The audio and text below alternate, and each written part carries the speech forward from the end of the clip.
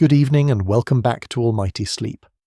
Tonight we are stepping into one of the most extraordinary chapters in all of human history, a moment when the Western world woke up, stretched its arms, looked around at what it had inherited from ancient Greece and Rome, and decided that it could do something magnificent with it.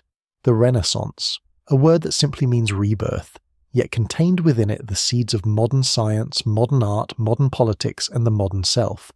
So before you get comfortable, take a moment to like the video and subscribe, but only if you genuinely enjoy what I do here. And while you're settling in, tell me where you are listening from tonight and what time it is in your corner of the world. Now dim the lights, maybe let a fan hum softly in the background, and let us ease into tonight's journey together. The world before the Renaissance, medieval Europe and its limits. To understand why the Renaissance mattered so deeply, we must first understand the world it was born into.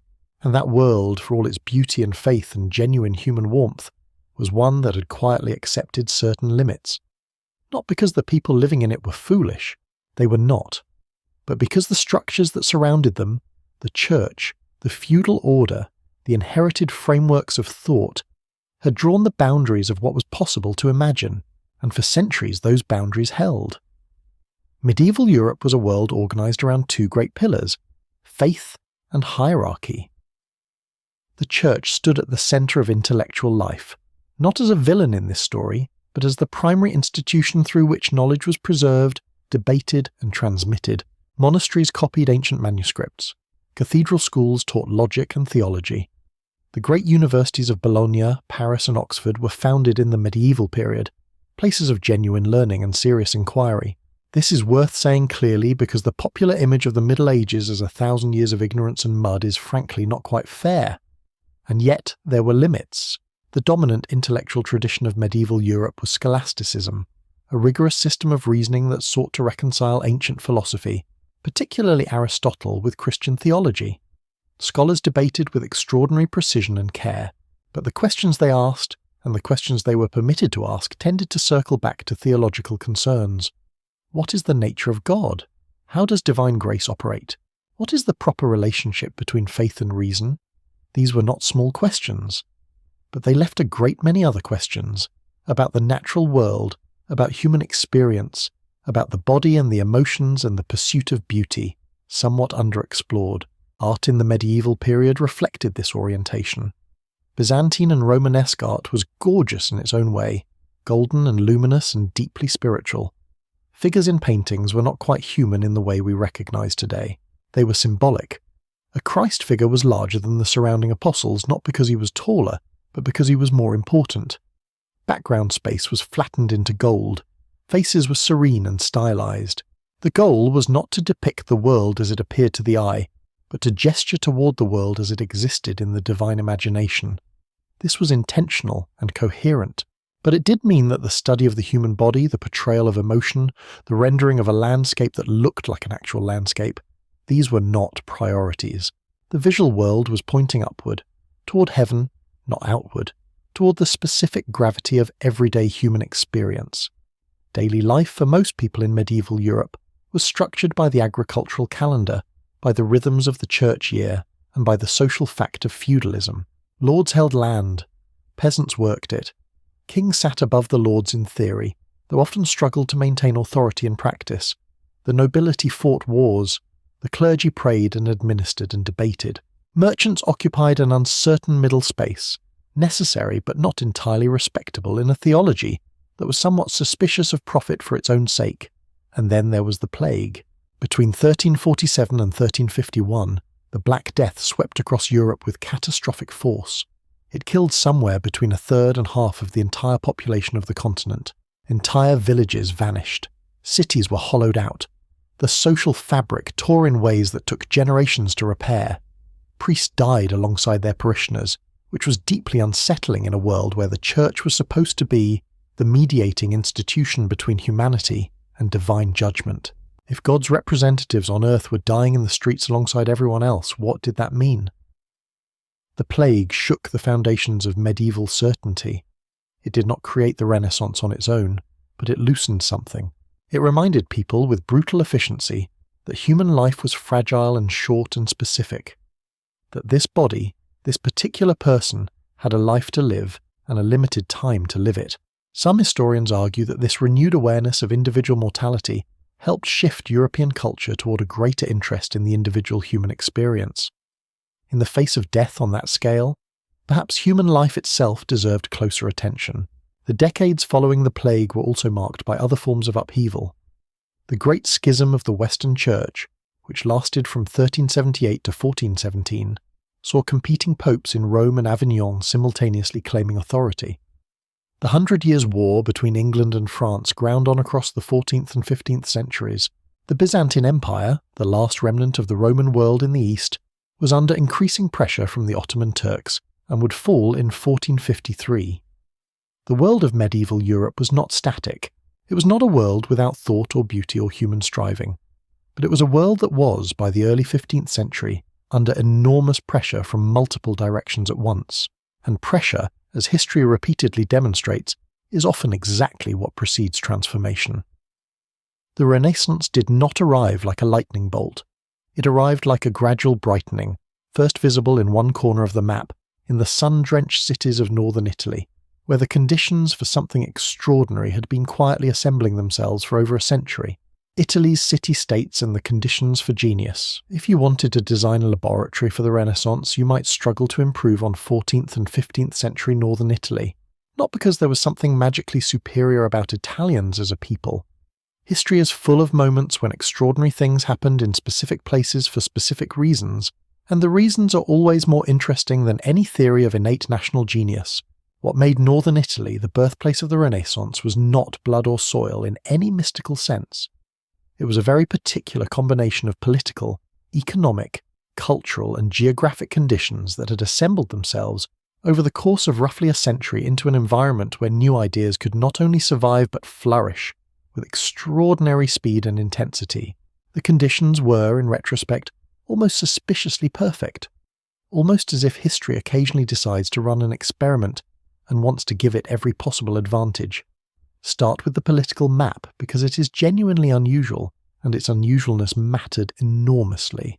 The Italian peninsula in the 14th and 15th centuries was not a unified country.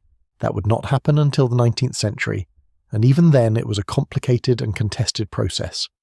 What existed instead was a patchwork of independent city-states, each one fiercely autonomous, each one jealously protective of its own identity and sovereignty, each one existing in a state of perpetual rivalry with its neighbours that range from diplomatic manoeuvring to outright military conflict depending on the decade and the provocation. Florence, Venice, Milan, Genoa, Naples, Siena, Ferrara, Mantua, Urbino.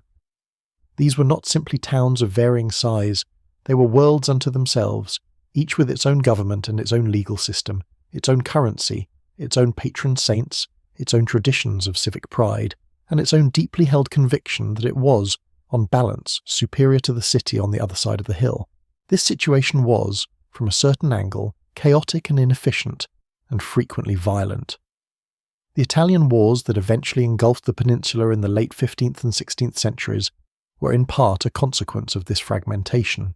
Small states competing for advantage in a world increasingly dominated by large consolidated monarchies like France and Spain were always going to be vulnerable. But from another angle, the competition between these city-states produced something remarkable, because the rivalry was not only military, it was cultural, it was architectural, it was intellectual. It expressed itself in the quality of the buildings you constructed, and the paintings you commissioned, and the scholars you attracted to your court, and the library you assembled, and the reputation for sophistication you cultivated in the minds of visitors and diplomats and potential trading partners. If Florence was becoming celebrated across Europe for the refinement of its culture, for the beauty of its churches and the brilliance of its artists and the learning of its humanist scholars, then Milan had better find something equally impressive to set against it. If Venice was raising magnificent basilicas and filling them with extraordinary mosaics, Genoa could not afford to look provincial. Prestige, in the world of the Italian city-states, was a competitive commodity, and competition, when it operates at the right scale and with the right resources behind it, has historically been one of the most powerful engines of human creativity that exists. The economic foundation beneath all of this was trade, and it was formidable. Northern Italy sat at the crossroads of the medieval European economy in a way that no other region quite matched. The great merchant cities of Florence, Venice, and Genoa had built trading networks of extraordinary reach and complexity. Florentine banking houses had branches from London to Constantinople. Venetian merchants dominated the eastern Mediterranean trade routes, moving silks and spices and glassware between the ports of the Levant and the markets of northern Europe. Genoese sailors had pushed as far as the Black Sea and beyond. The Crusades, whatever their many other consequences, some of them catastrophic, had opened and deepened commercial relationships between European merchants and the Islamic world, and through those relationships with the broader trading networks of Persia and India and eventually China, silk, spices, cotton, glass, dyes, precious stones and ideas flowed through Italian ports in both directions across these networks. The wealth this generated was, by the standards of medieval Europe, extraordinary. And wealth, when it accumulates in sufficient quantities in the hands of people who have both the leisure to think about something beyond survival and the ambition to make their mark on the world, has a consistent tendency to find its way into culture. The merchants and bankers who had made their fortunes in cloth trading and currency exchange and maritime commerce wanted beautiful homes furnished with beautiful objects. They wanted educated sons who could hold their own in conversations with scholars and diplomats. They wanted their family names to be remembered, not merely as successful businessmen, which was not, in the moral framework of the time, an unambiguously respectable identity, but as patrons of learning and beauty and civic improvement. They wanted, to use the word that Renaissance Italians used with a directness we might find refreshing, prestige. And prestige in 15th century Italy increasingly came from cultural patronage.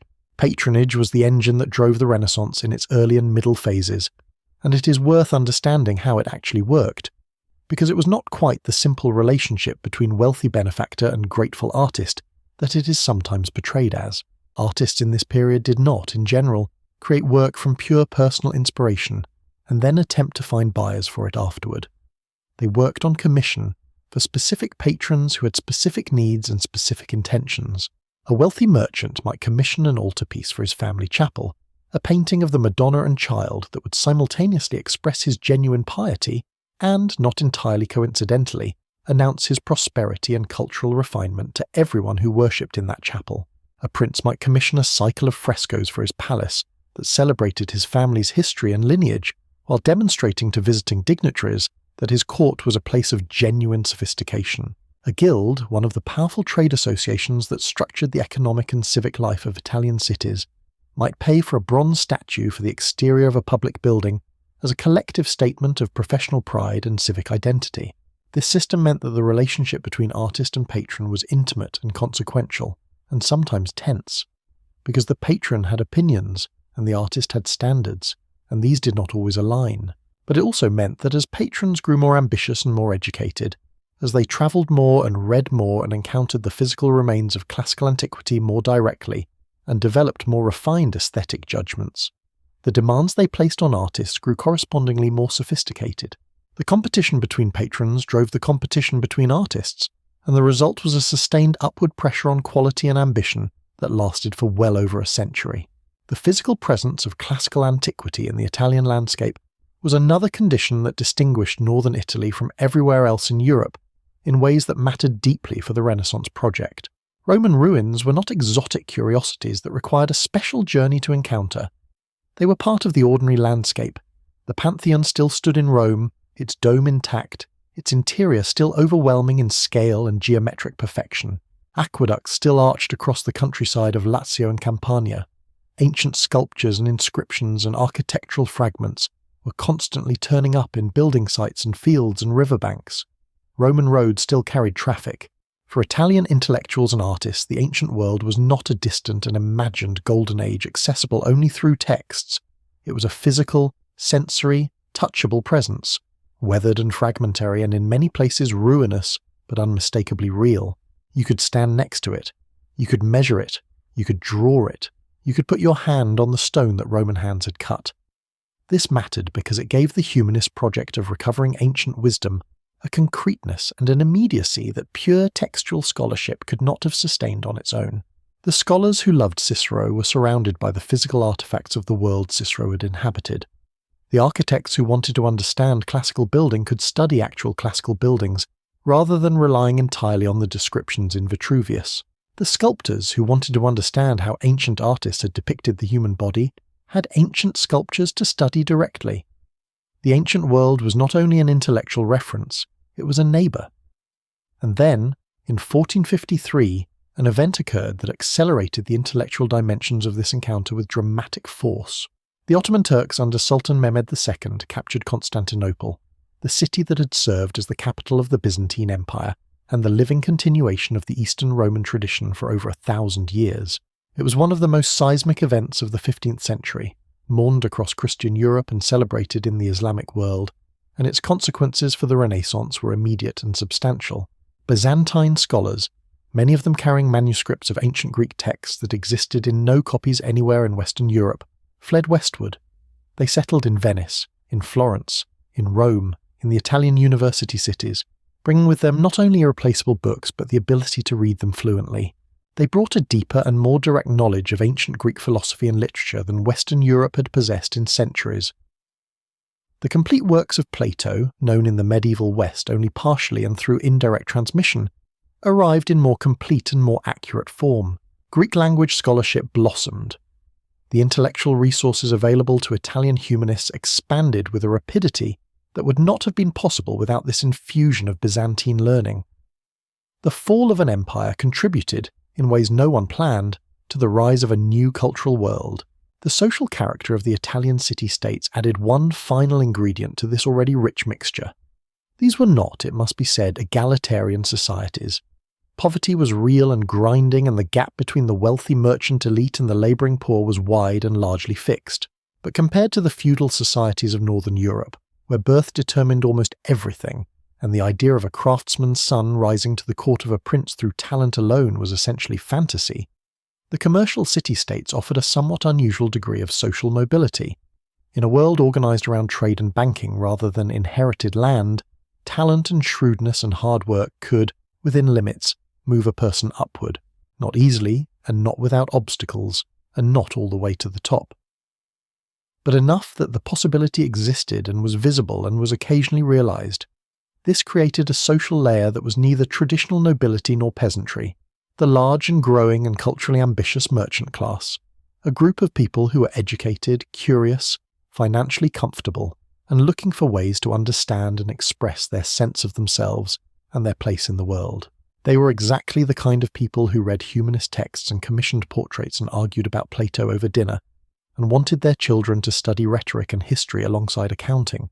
They were the audience and the patrons and sometimes the practitioners of Renaissance culture, and without them, the remarkable concentration of talent and achievement that we call the Renaissance simply does not happen in the way that it did.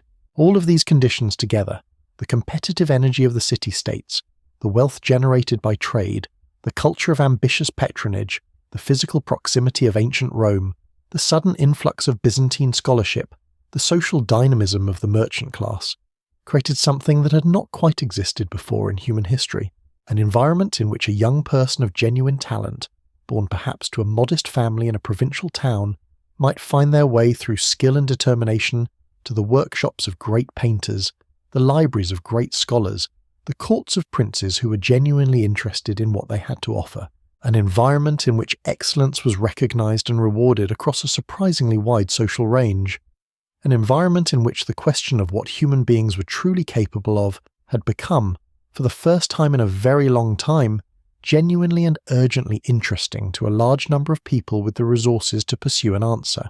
The city that would become most closely identified with the early Renaissance was Florence, and the family that would do more than any other single force to shape what Florence became was one that had started out, as so many of history's great dynasties do, in the thoroughly unglamorous business of making money.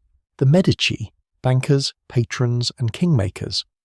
There is a particular kind of person who appears occasionally in history, someone who manages to be simultaneously a ruthless operator and a genuine lover of beauty, someone for whom power and culture are not opposites but extensions of the same fundamental drive. The Medici family of Florence were, more or less to a person, exactly this kind of people, and understanding them is essential to understanding how the Renaissance happened at the speed and scale that it did. The Medici were, at their core, bankers. This is easy to underestimate if you're not paying attention, because when we hear the word banker, we might picture someone in a glass office reviewing spreadsheets. But in 15th century Europe, banking was one of the most politically consequential activities a person could undertake. The Medici Bank, established by Giovanni di Bicci de' Medici in the late 14th century, became one of the largest and most powerful financial institutions in Europe. It had branches across the continent, from London to Bruges to Rome to Geneva. It handled the finances of popes and kings. It managed the collection of papal revenues across Europe. It financed trade expeditions and military campaigns. This meant that the Medici were not simply wealthy, they were connected. Their network of relationships and obligations stretched across the courts and institutions of an entire continent. Information flowed through their banking network the way goods flowed through their commercial one. They knew what was happening before almost anyone else knew it, and they knew who owed them favours. Giovanni's son Cosimo de' Medici, who came to dominate Florentine political life from 1434 until his death in 1464, was the man who truly transformed the Medici from a powerful banking family into the de facto rulers of Florence and among the most important cultural patrons in European history. Cosimo was careful. He was patient. He rarely held formal political office himself, preferring to operate through allies and surrogates.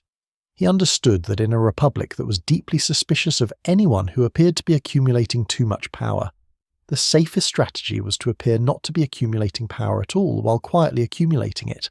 Cosimo spent money on culture the way some rulers spent money on armies. He understood intuitively that patronage of art and scholarship and architecture was not merely a personal indulgence. It was political. When Cosimo commissioned Brunelleschi to complete the dome of Florence Cathedral, which still dominates the city's skyline today, he was not simply paying for a beautiful building. He was associating the Medici name with the greatest architectural achievement of the age, making the glory of Florence inseparable from the glory of his family. Cosimo founded the Platonic Academy in Florence, a remarkable institution where scholars gathered to study and discuss the works of Plato and other ancient philosophers. He employed Marsilio Ficino, one of the most brilliant intellectuals of the 15th century, to translate the complete works of Plato from Greek into Latin, making them accessible to educated readers across Europe. He collected manuscripts with genuine passion, building one of the finest libraries in Europe and eventually making it public, which was an extraordinary thing to do. He was, in short, a man who genuinely cared about ideas and beauty, and who was also shrewd enough to recognize that caring about ideas and beauty was very good for business. His grandson Lorenzo de' Medici, known to history as Lorenzo the Magnificent, brought this dual character to its highest expression.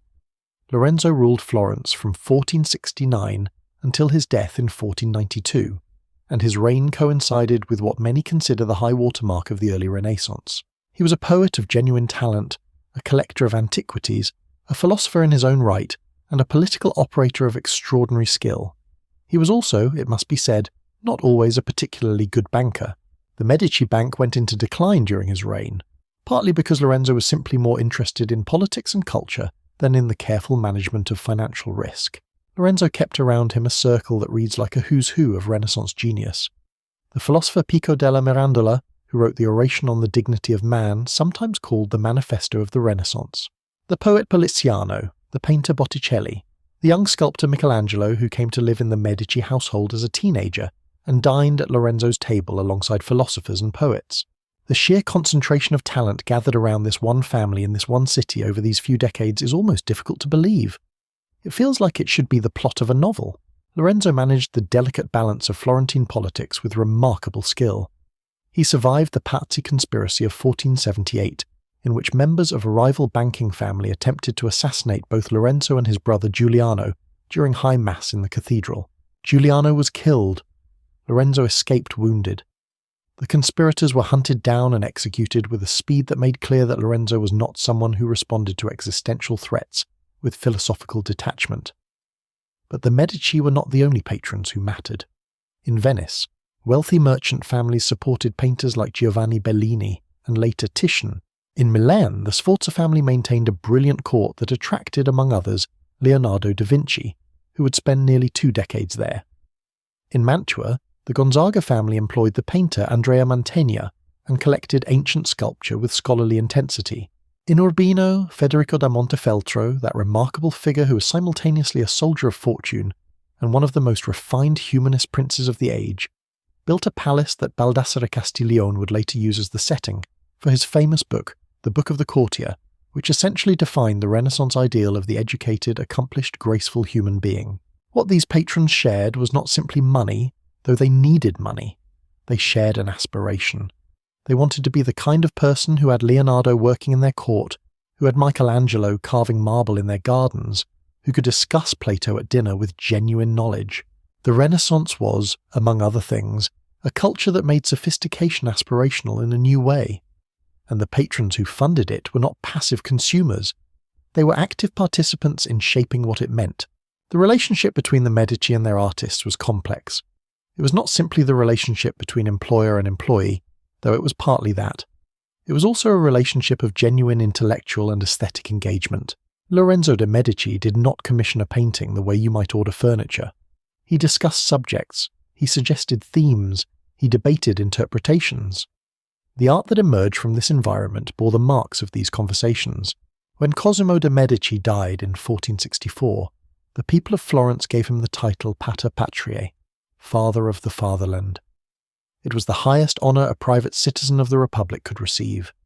For a banker from a family that had started without noble blood, it was an extraordinary achievement, and it was made possible not by military conquest or inherited privilege, but by a combination of financial power, political intelligence, and the strategic cultivation of beauty, humanism and the rediscovery of the ancient world, before there were the great paintings and the magnificent sculptures, before the dome of Florence Cathedral rose above the terracotta rooftops, and before Michelangelo had so much as picked up a chisel, there was a shift in how educated people thought about the relationship between human beings and the world they inhabited.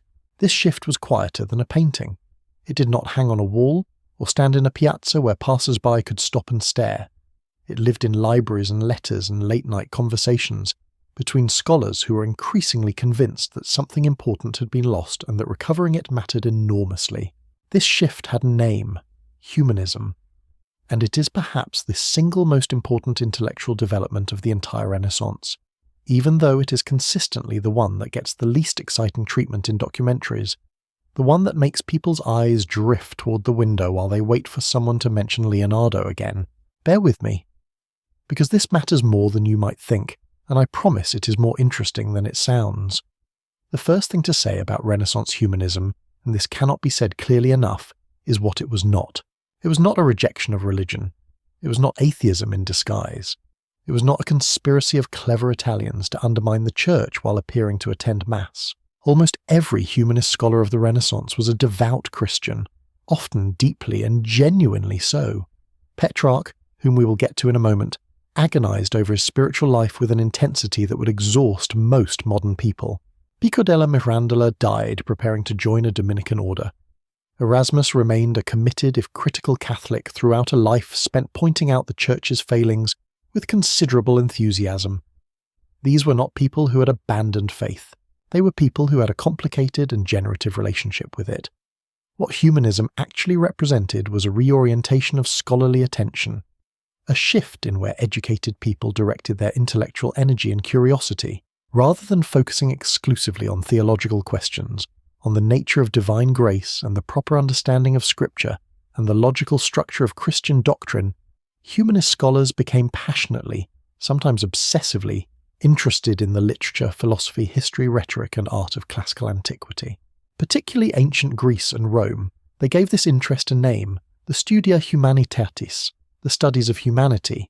It encompassed grammar, rhetoric, poetry, history, and moral philosophy. The word humanities, which still describes a broad field of academic inquiry today, in universities across the world, in degree programs and departmental structures and curriculum debates, comes directly and without interruption from this Renaissance tradition. When a university administrator today complains about the declining enrollment in the humanities, they are using a word that was coined by Italian scholars in the 14th century. History has a long reach. The figure who stands at the origin point of Renaissance humanism, the person without whom the whole subsequent story would have unfolded very differently, or perhaps not at all, is Francesco Petrarch. He lived from 1304 to 1374, which places him technically before the period that most people think of when they hear the word Renaissance. He is the seed rather than the flower, but without the seed there is no flower, and Petrarch planted seeds that took generations to fully open. Petrarch was a scholar and a poet, and he was consumed by a love for the literature of ancient Rome that can only be described as passionate in the fullest sense of that word. He spent years of his life searching for lost classical texts, writing letters to monasteries across Europe, asking whether they had manuscripts of works that had been forgotten, or mislaid, or simply not opened in centuries. He was genuinely excited when he found them.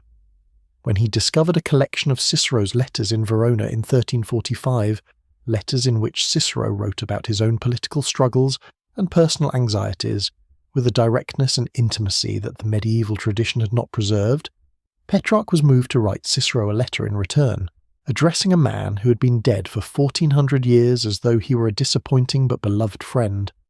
This is either touching or slightly eccentric depending on your perspective, but it tells you something true about the quality of Petrarch's engagement with the ancient world. For him, these were not museum pieces, they were living voices. What Petrarch found in ancient literature was not simply beautiful writing, though he found that too. He found a model of human life that seemed to take human experience seriously on its own terms. Ancient writers like Cicero and Virgil and Livy wrote about politics and ethics and history and love and friendship in a language that was vivid, specific, and profoundly engaged with the actual texture of earthly existence. This was a literature that cared about what it meant to be a person, not primarily as preparation for eternity, not as a staging ground for the soul's journey toward divine judgment, but as an experience worth understanding, worth recording, worth celebrating and mourning and examining with care. This was different. Not entirely different from what medieval literature had done, because medieval literature was not the monolithic block of pious uniformity that caricatures suggest, but different enough to feel like a fresh current of air in a room that had been closed for some time. Petrarch himself felt acutely the tension between his love for classical learning and his Christian faith. He wrote about this tension directly and honestly, in a remarkable dialogue he called the Secretum, the secret, in which he imagined conversations between himself and St. Augustine about the state of his soul. Augustine in Petrarch's dialogue scolds him for loving the things of this world too much. Petrarch concedes the point but cannot quite bring himself to give them up. He is caught between the classical and the Christian, the earthly and the eternal, and he never fully resolves the contradiction. He simply decides to live with it. This willingness to live with the tension rather than resolve it by abandoning one side entirely was itself enormously influential.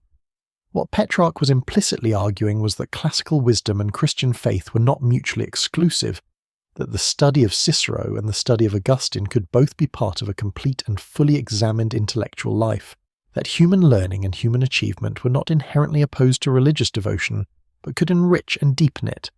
This position opened cultural space on a scale that is difficult to overstate. If the pursuit of excellence in literature, in philosophy, in art, in rhetoric, was spiritually legitimate rather than spiritually dangerous, then a vast range of human activities that the medieval tradition had approached with some ambivalence became not merely permissible, but actively admirable. The poet who wrote beautifully was not wasting time he should have spent in prayer. The sculptor who studied the human body was not indulging a suspicious fascination with the flesh. They were participating in the studia humanitatis, in the study of what it meant to be human, and this was a worthy and dignified undertaking. The humanists who followed Petrarch developed his project in multiple directions simultaneously. One of the most significant was the recovery of Greek. For most of the medieval period, very few scholars in Western Europe could read ancient Greek.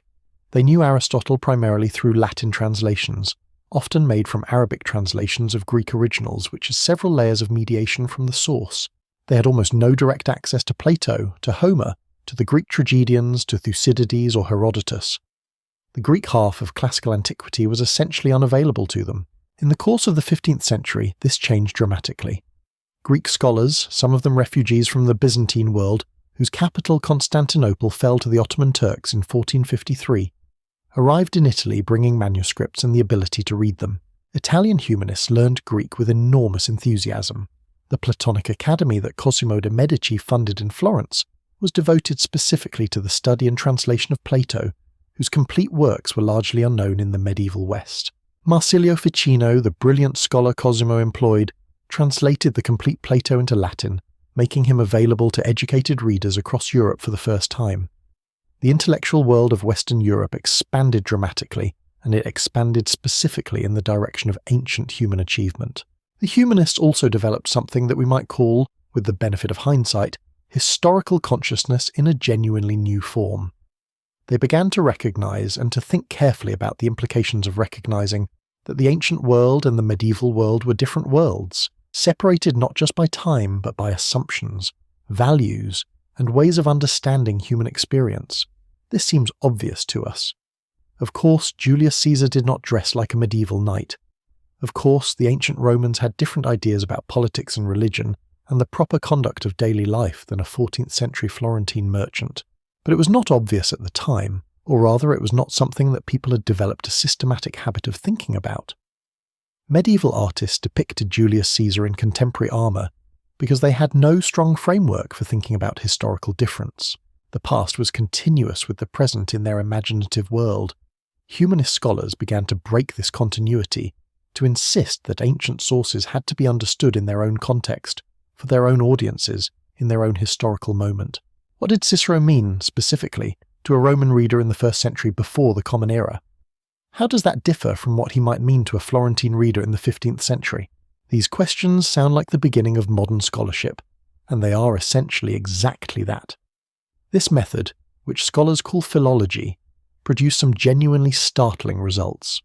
Lorenzo Valla, working in the middle of the 15th century, applied it to one of the most politically consequential documents in Christendom.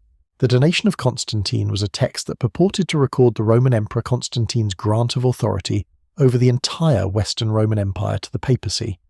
It had been used for centuries to justify papal claims to temporal power. Valla examined it with the philological tools the humanists had developed and demonstrated, through careful analysis of its vocabulary and grammar, that it contained words and constructions that did not exist in 4th century Latin.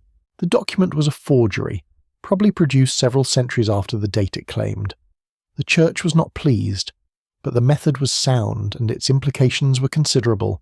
If ancient documents could be tested and found wanting through careful scholarly analysis, the ground beneath inherited authority was less solid than it had appeared. The humanist fascination with antiquity also expressed itself through physical objects, not only texts. Wealthy Italians developed a passion for ancient sculpture, coins, inscriptions, carved gems, and architectural fragments that combined genuine aesthetic pleasure with scholarly interest. Collectors assembled ancient pieces with the same intensity that humanist scholars assembled manuscripts. Artists studied ancient sculpture with systematic attention, trying to understand how Greek and Roman sculptors had understood the human body and what principles governed their depictions of it. Architects measured ancient ruins, counted columns, noted proportions, and produced the theoretical frameworks of classical architecture that would govern building design for centuries. The ancient world was not, for the humanists, merely an intellectual reference point consulted in libraries. It was a physical, sensory presence in the Italian landscape. Roman ruins stood in fields and city centres. Ancient inscriptions were visible on walls. Statues and reliefs were constantly being unearthed. You could touch the past. You could draw it. You could measure it. And this gave the humanist project a concreteness and an urgency that pure textual scholarship alone could not have sustained. All of these strands converge in the central proposition that humanist thought, across all its variations and disagreements, kept returning to.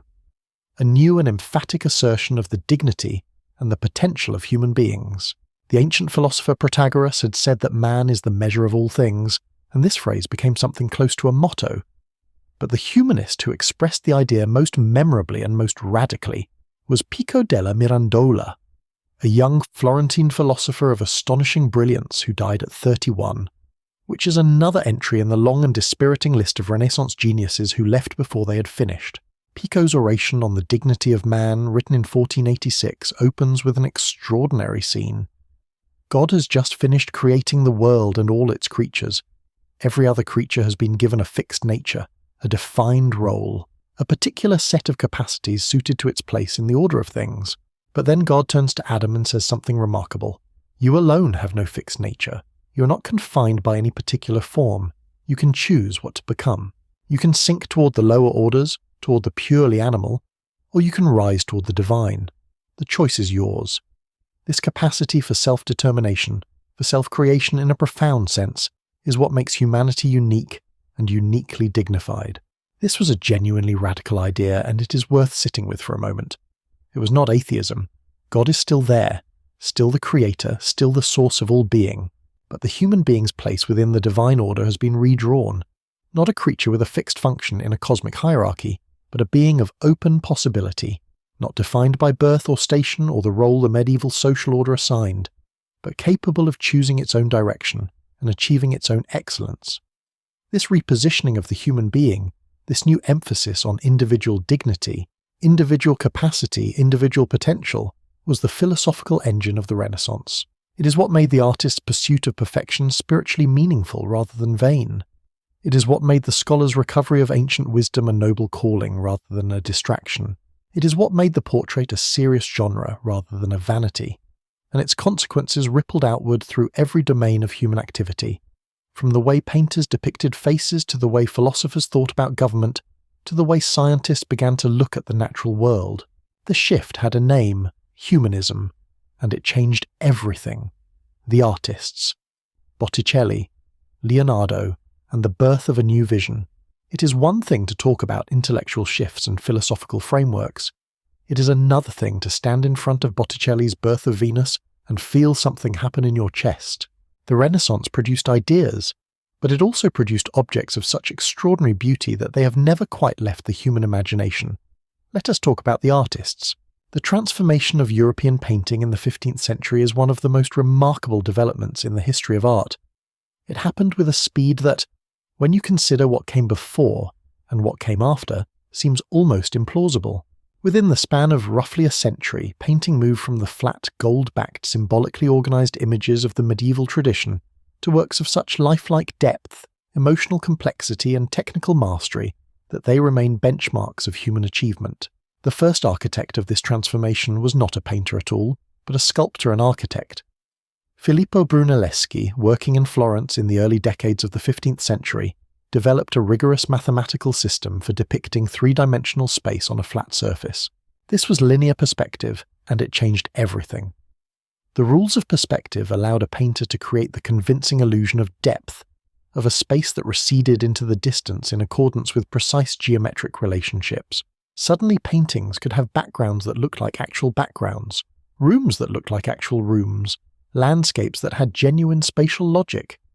The painter Masaccio, who died tragically young in 1428, at perhaps 27 years of age, was the first to fully apply these principles to painting with revolutionary effect. His frescoes in the Brancacci Chapel in Florence, particularly the scene of the tribute money, show figures of extraordinary solidity and presence, standing in a convincing three-dimensional space, their faces registering recognizable human emotions. Standing in front of them today, you can feel the shift. These are people, not symbols.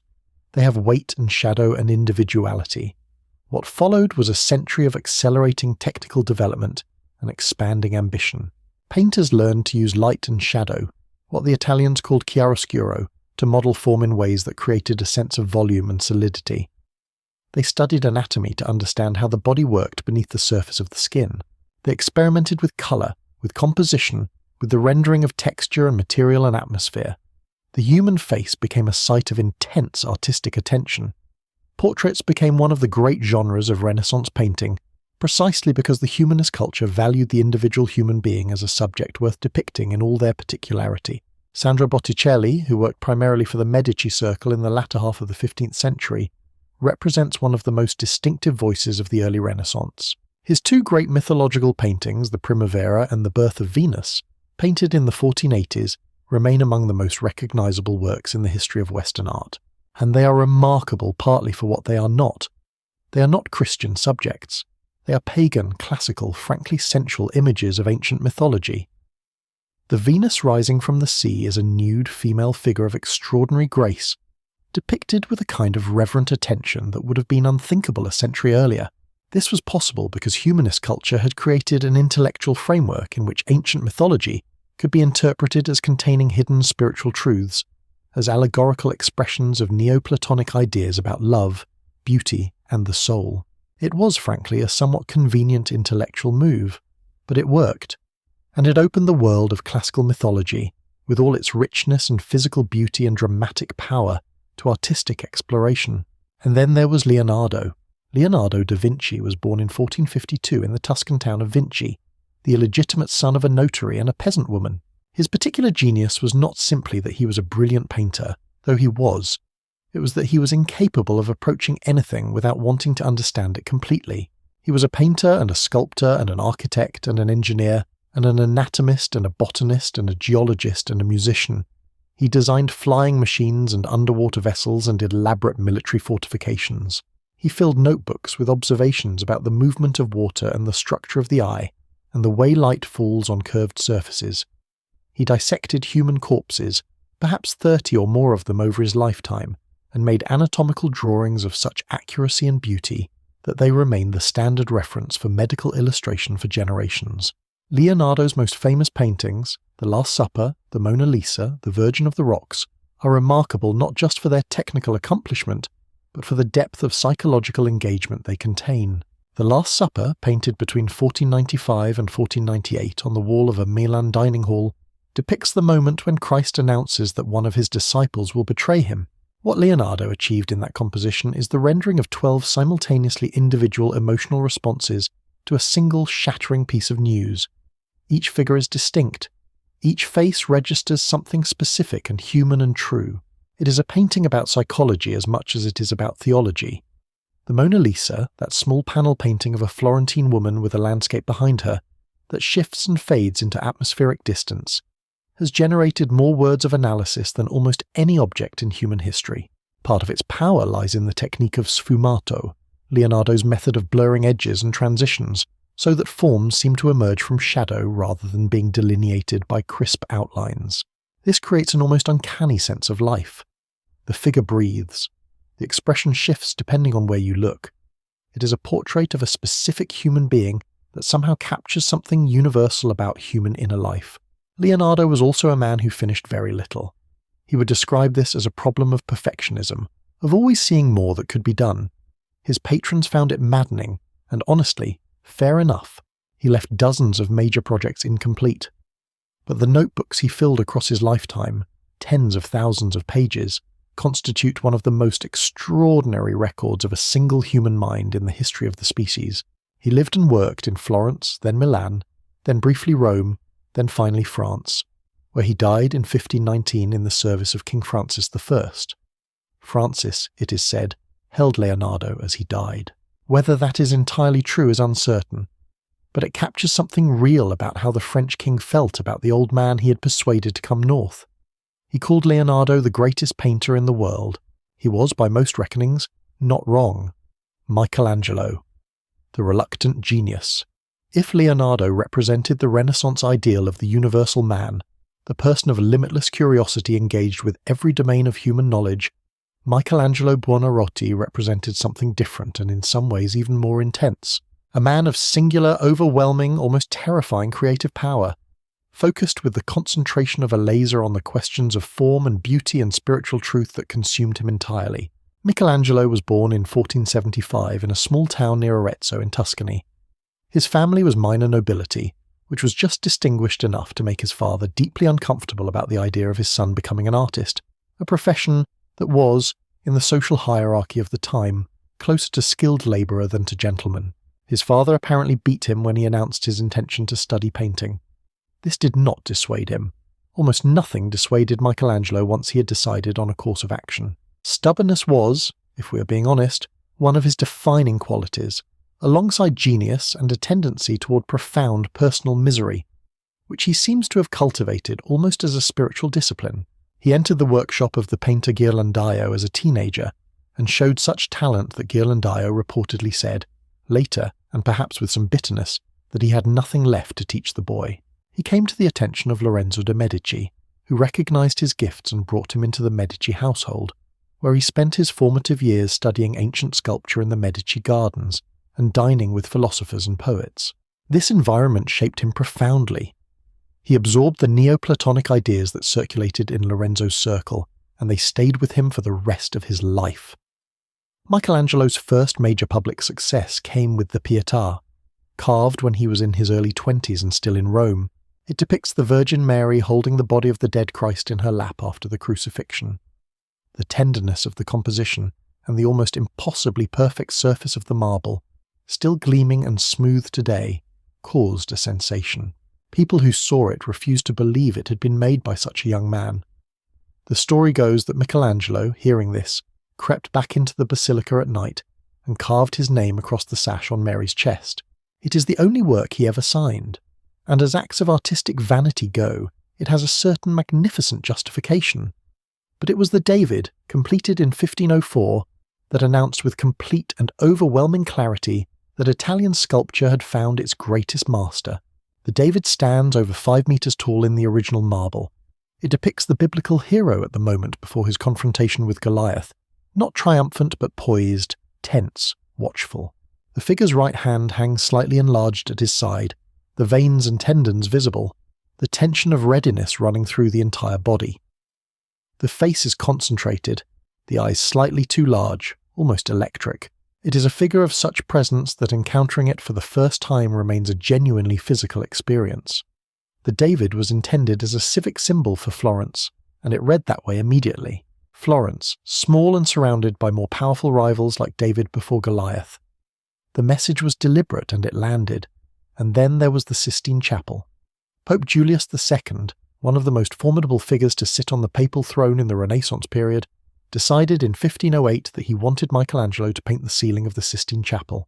Michelangelo objected. He considered himself a sculptor, not a painter. He found the commission infuriating.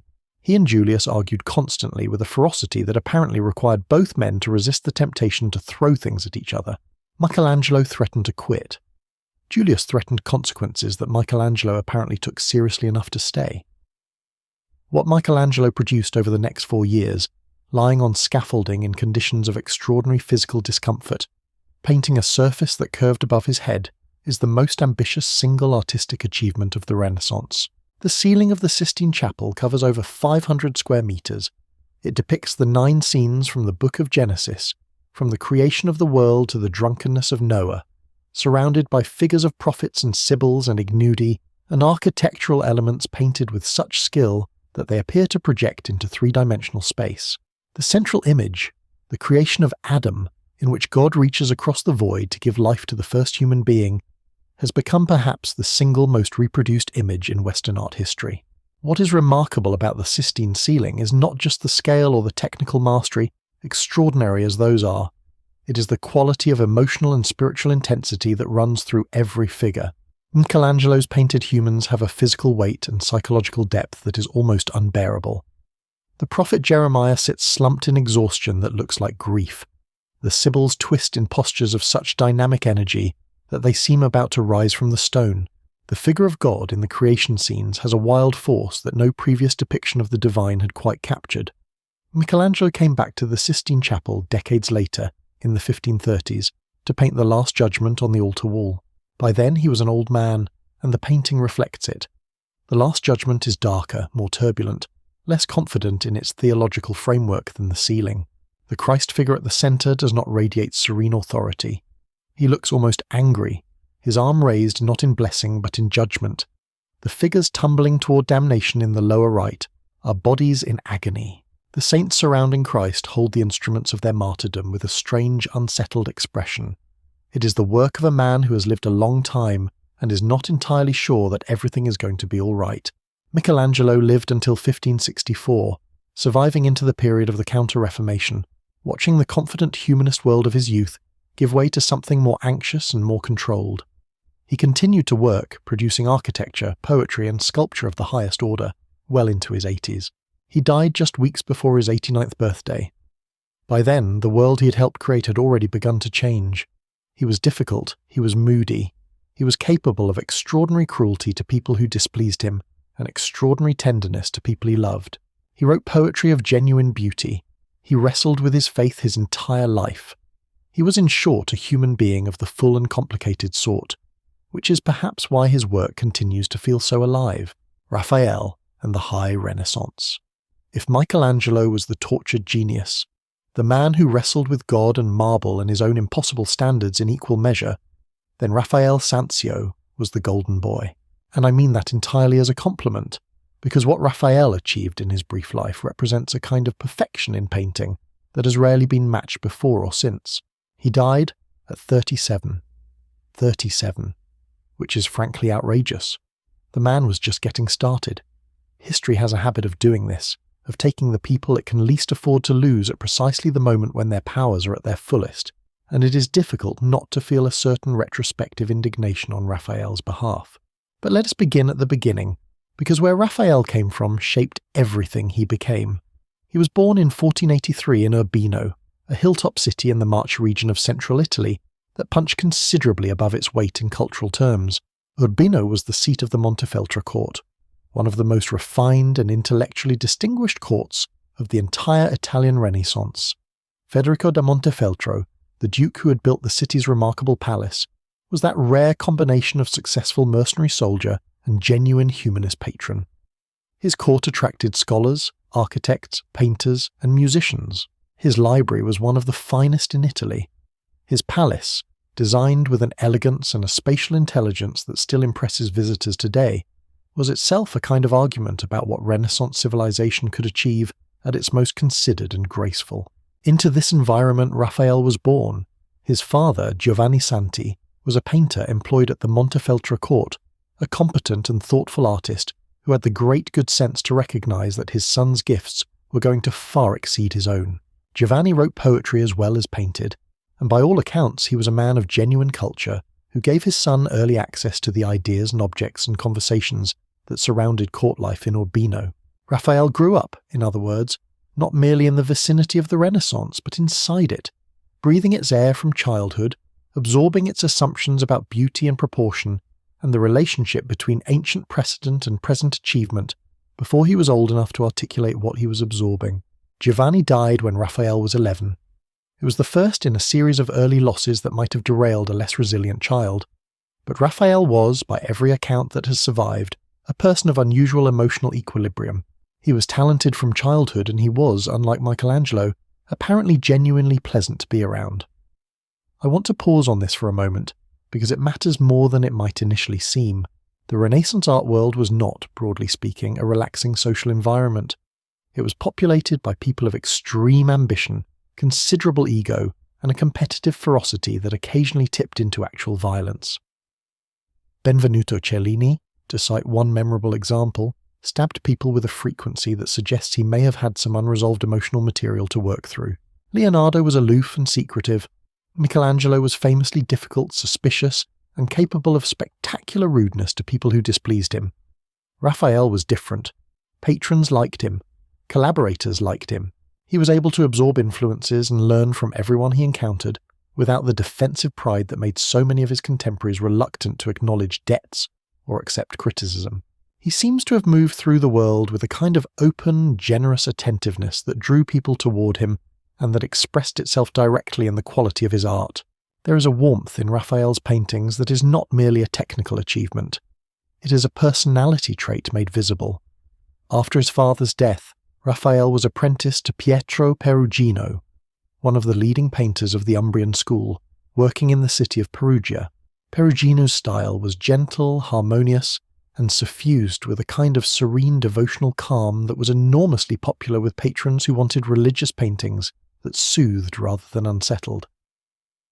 Raphael absorbed this tradition thoroughly.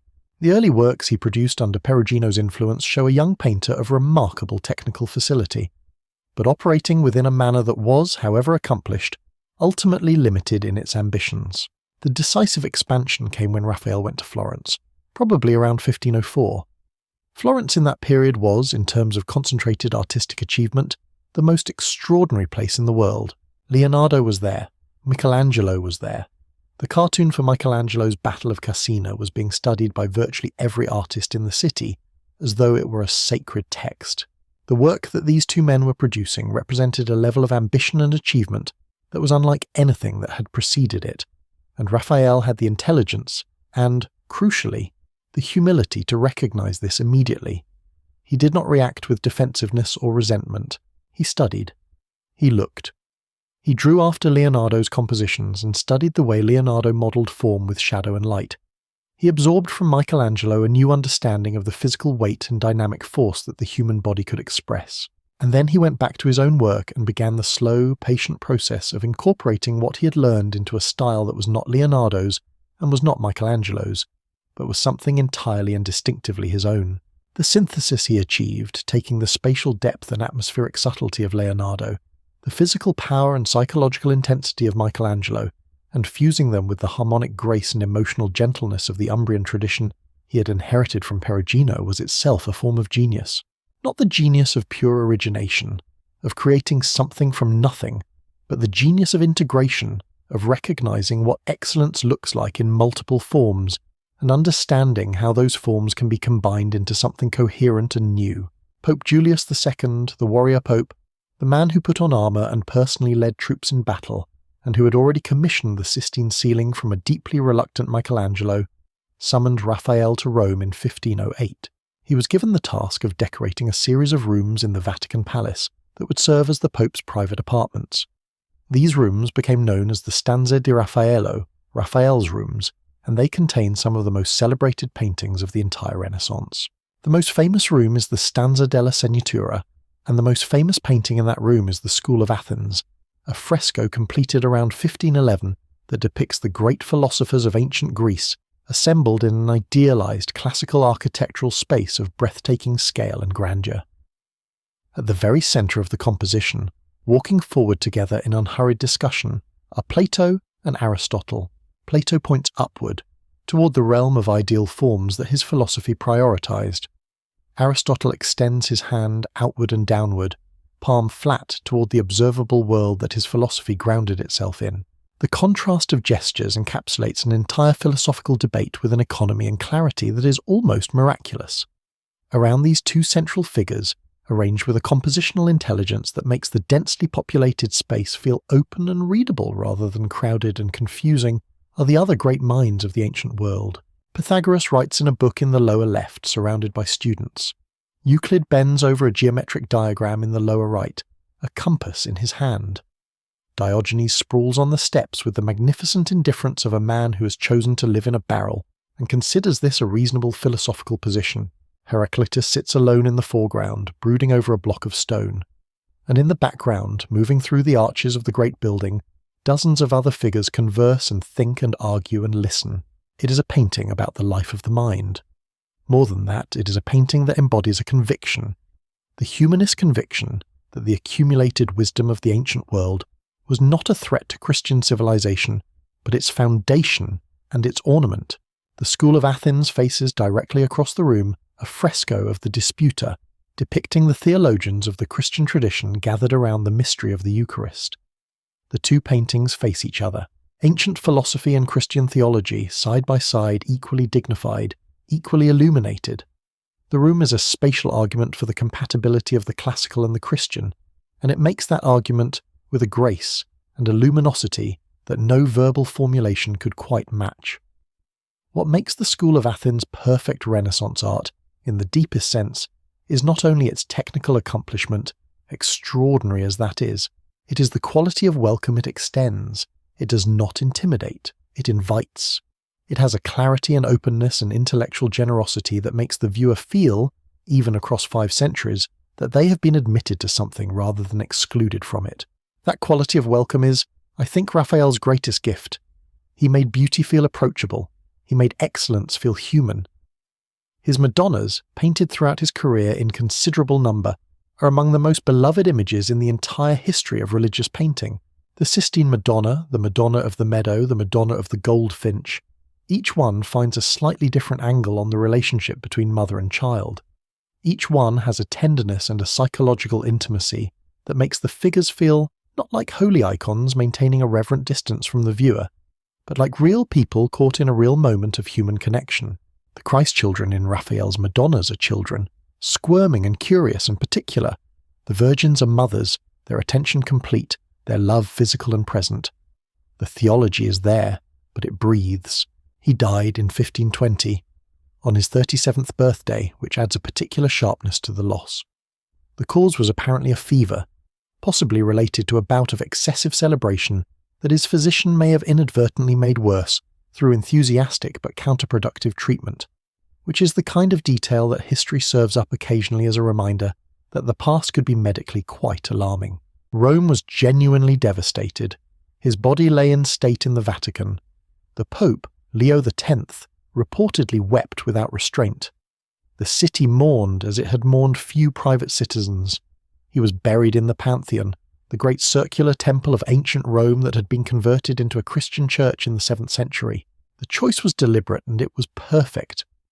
Raphael had spent his entire working life in the space between the ancient world and the Christian present, finding in that space not tension, but harmony, not contradiction, but completion, to lay him to rest in the building that embodied that meeting more completely than any other structure in Rome, was to say something true about who he was and what he had achieved. The inscription on his tomb reads, "Here lies Raphael, by whom the mother of all things, nature, feared to be outdone while he lived, and when he died, feared that she herself would die." It is extravagant. It is also, in its extravagance, sincere. And sincerity in praise of Raphael, it turns out, is very difficult to call excessive. The printing press and the democratization of knowledge, there is a particular kind of revolution that does not announce itself with armies or manifestos or the sound of crowds in the street. It announces itself quietly, in the scratch of metal against metal, in the smell of ink, in the patient arrangement of tiny pieces of type into words and sentences and pages. It arrives not in a capital city but in a workshop, not wielded by a king or a philosopher but by a craftsman with ink-stained hands and a practical problem to solve. And then it changes everything so completely and so permanently that within a generation the world before it becomes almost impossible to imagine. This is what Johannes Gutenberg did in the city of Mainz in the early 1450s, and if the Renaissance had a single technological enabler, a single development without which the ideas of Florence and Rome and Venice would have remained the possession of a relatively small educated elite, rather than the common inheritance of an entire civilization, it was the printing press with movable type. To understand what Gutenberg made possible, you have to first understand what came before. Books existed in medieval Europe, of course they did, but they were rare in the way that truly handmade things are rare, which is to say that each one represented an enormous investment of time, skill, and material. A single manuscript could take a trained monastic scribe months to copy. The vellum it was written on required the skins of dozens of animals. The pigments used for illustration were sometimes more expensive than gold. The result was an object of extraordinary beauty and genuine cultural value, but also an object so expensive and so time-consuming to produce that it was, for practical purposes, inaccessible to the vast majority of human beings. The great monastic libraries of medieval Europe, places like the Abbey of Monte Cassino or the Monastery of St. Gallen, were extraordinary repositories of knowledge, but they were also essentially private, accessible to scholars who could travel to them and had the Latin to read what they found. Cathedral libraries were somewhat more accessible but equally limited in scope. The idea that an ordinary educated person might own a book, might have several books, might read as a matter of daily habit rather than as a scholarly privilege, was simply not part of the medieval experience for most people. Gutenberg was not a philosopher or a humanist scholar. He was a goldsmith and metal worker, trained in the precise manipulation of metal, and what he invented was not the printing press itself, which had existed in various forms for centuries and was used for everything from stamping patterns onto cloth to pressing grapes. What he invented was a system of individual metal-type pieces, each one bearing a single letter or character, that could be arranged into words and sentences, inked, pressed onto paper, and then taken apart and rearranged to print something entirely different. This reusability was everything. It was the difference between an object that could produce one text and an object that could produce any text, repeatedly, consistently, at a speed that no army of scribes could match. The Gutenberg Bible, completed around 1455, was the first major book produced with this technology. It is, by any measure, a remarkable object. The type is clean and regular. The pages have a consistency that handwritten manuscripts cannot quite achieve, and there were somewhere between 180 and 200 copies produced, a number that would have required decades of scribal work to produce by hand. Gutenberg produced them in a matter of months. What happened next happened with a speed that still feels startling when you look at the numbers. Within decades of Gutenberg's Bible, printing presses had spread across Europe with extraordinary momentum. By 1500, they were operating in more than 250 cities across the continent. An estimated 8 million books had been printed in those first 50 years. Consider that figure against the context of all the centuries that preceded it. In all the monasteries of medieval Europe across all the centuries of manuscript culture, scholars estimate that perhaps 100,000 manuscripts were produced in total. Gutenberg's invention exceeded that number 80 times over in half a century. For the Renaissance, the practical consequences were immediate and profound. The humanist project at its core was about recovering and disseminating the texts of ancient Greece and Rome, making available the wisdom and the literature and the philosophical arguments that medieval Europe had only partially and imperfectly known. Before the printing press, this project was necessarily slow and geographically limited. A humanist scholar could spend a lifetime tracking down a single lost text, having it copied and sharing it with a handful of correspondents.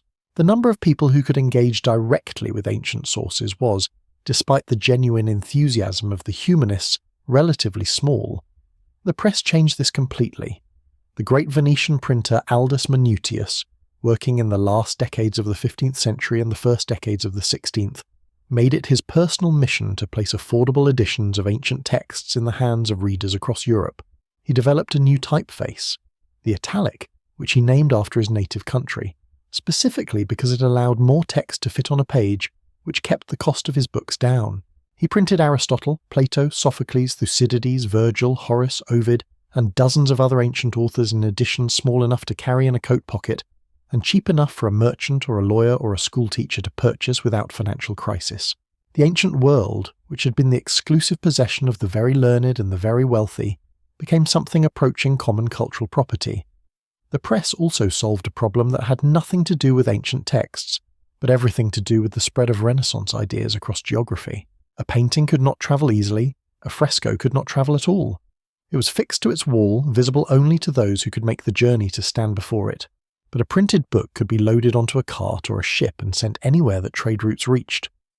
Architectural treatises with woodcut illustrations of classical buildings taught the principles of Renaissance design to architects who had never visited Italy. Printed engravings after paintings by Italian masters circulated across the German lands, the Low Countries, France and England, giving artists who had never seen the originals a sense of what the Italians were doing and why it mattered. The ideas of the Renaissance travelled in printed form faster and farther than any individual could carry them. There is something genuinely pleasing about the paradox at the heart of this story. The printing press, which did more than almost anything else to spread the Renaissance project of recovering ancient wisdom, was not itself a product of Renaissance culture. It was invented not in Florence or Venice or Rome, not by a humanist scholar or a Medici court artist, but in the relatively unremarkable German city of Mainz, by a man whose training was in metalwork rather than philosophy. Gutenberg almost certainly did not think of himself as a Renaissance figure. He thought of himself as a craftsman solving a technical problem. The Renaissance did not generate all its own tools. It inherited and adapted tools from the world it was transforming, and in doing so it demonstrated something important about how cultural revolutions actually work. They are rarely self-contained. They borrow and they improvise and they put existing things to uses their inventors never imagined. And this brings us to the consequence that no one in the 1500s fully saw coming, the one that would eventually outrun the Renaissance itself and reshape the entire religious and political landscape of Europe. The ability to print an argument, a theological critique, a challenge to institutional authority, and reproduce it in quantities that made suppression essentially impossible, was going to change the relationship between the church, the state, and the individual in ways that the Renaissance patrons who funded magnificent altarpieces had not planned for. When Martin Luther nailed his 95 Theses to the church door in Wittenberg in 1517, he was doing something that reformers and critics of church corruption had done before him. But he was doing it in a world that had a printing press. Within 2 weeks, his arguments had spread across the German lands. Within months, they were being read and debated across Europe. Within years, they had ignited the Protestant Reformation, the largest fracture in Western Christianity since the Great Schism. The church that had commissioned the Sistine ceiling and the School of Athens and the rebuilding of St. Peter's Basilica, the church that had been the Renaissance's greatest patron, found itself unable to contain a theological challenge that in an earlier century it might have suppressed before it spread beyond a single monastery. None of this was what Gutenberg intended. He was, as far as we can tell, a fairly conventional Catholic craftsman trying to make a living. None of it was what the Italian humanists intended. They wanted to recover ancient wisdom and make it available to educated readers. They were not, most of them, revolutionaries in the religious or political sense. But that is the nature of genuinely transformative technologies. They do not stay within the purposes of their inventors. They find their way into consequences that no one planned and no one could have fully anticipated. The printing press gave the Renaissance its reach, and then it gave the Renaissance's own critical methods a reach that eventually exceeded anything the Renaissance had intended. In doing so, it helped make the modern world, which is both the Renaissance's greatest achievement and, in certain moments, its most unruly inheritance. Science stirs, Copernicus, anatomy, and the questioning mind. The Renaissance was not, in its first century, primarily a scientific movement. Its energy went into art, literature, philosophy, and the recovery of ancient texts. But the habits of mind it developed, the emphasis on careful observation, on questioning received authority, on going back to primary sources rather than accepting medieval summaries, created the conditions in which a new kind of inquiry about the natural world became possible. The figure who most dramatically announced this new chapter was a Polish cleric and astronomer named Nicholas Copernicus.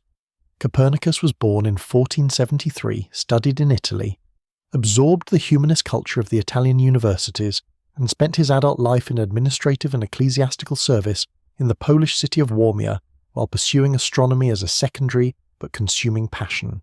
He died in 1543, the same year that his great work on the revolutions of the celestial spheres was published. The argument of that book was simple in statement and radical in implication. The Earth is not the centre of the universe. The Sun is the centre, and the Earth and the other planets move around it. This heliocentric model contradicted the geocentric model that had been the standard framework of European astronomy since the ancient Greek astronomer Ptolemy had systematized it in the 2nd century of the Common Era. It contradicted what seemed like obvious common sense. The sun rises and sets. We do not feel ourselves to be moving, and it appeared to contradict certain readings of Scripture. Copernicus was cautious enough, or strategic enough, to dedicate his book to Pope Paul III and to frame it primarily as a technical astronomical argument rather than a theological challenge. He had been sitting on the manuscript for years, afraid of the reception it would receive. The story that he received the first printed copy of his book on his deathbed and died holding it is probably true, or true enough to feel apt. The full implications of the Copernican system would not be worked out for another century, by Galileo and Kepler and eventually Newton. But the shift it represented was already profound. It did not merely move the Earth from the centre of the cosmos to an orbit around the Sun, it also moved humanity. If the Earth was not the centre of the universe, then the beings who lived on it occupied a different position in the order of things than traditional theology had assumed. The implications of this would be contested, sometimes violently, for generations. But science in the Renaissance was not only about astronomy, it was also, with equal intensity, about the human body. The study of anatomy became one of the defining intellectual projects of the 15th and 16th centuries, and it proceeded with a directness and a willingness to go to primary sources that was utterly characteristic of the Renaissance spirit. The ancient Greek physician Galen had provided the standard framework of human anatomy used by medieval medicine. Galen had based his observations partly on the dissection of animals, since Roman law had prohibited the dissection of human corpses. Medieval medicine accepted Galen's authority without much direct verification, not out of laziness but out of a reverence for ancient authority that the humanists were beginning to erode. Leonardo da Vinci began dissecting human bodies in Florence and later in Milan, producing anatomical drawings of extraordinary accuracy that remained unparalleled for decades. He intended to publish a comprehensive anatomical text illustrated with his drawings, but characteristically never finished it. His notebooks circulated in limited form among specialists but did not have the broad impact they might have. It was Andreas Vesalius, a young Flemish physician working in the Italian university city of Padua, who published in 1543, the same year as Copernicus, the work that transformed the study of human anatomy. De Humani Corporis Fabrica, on the fabric of the human body, was not simply a medical text, it was a cultural event.